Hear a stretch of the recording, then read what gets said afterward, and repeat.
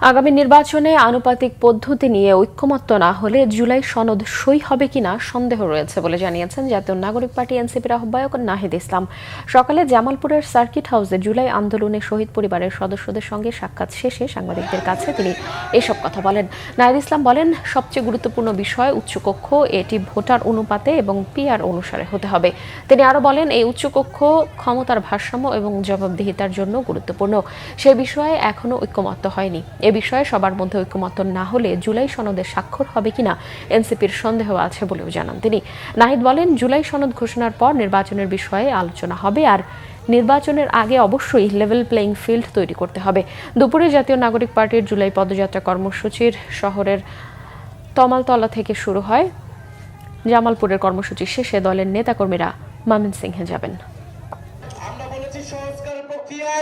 আমাদের একটি উচ্চকক্ষ প্রয়োজন। আমাদের জাতীয় সংসদটাকে দুই ভাগে ভাগ করতে হবে।